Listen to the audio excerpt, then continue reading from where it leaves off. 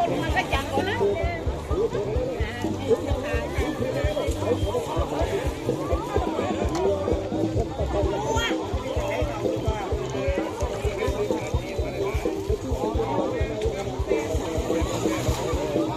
ทึกตลอดตีนะเรานะครับบออยู่ตรงกลางเลยเนาะปลาใหญ่โต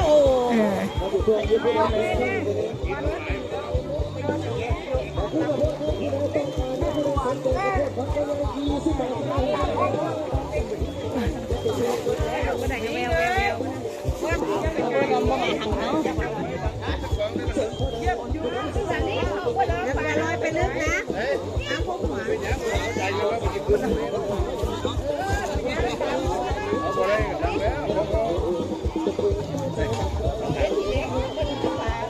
เล่นอยู่นั่นแหละไม่ต้องไปนู่นนะห้ามลอยไปนู่นนะ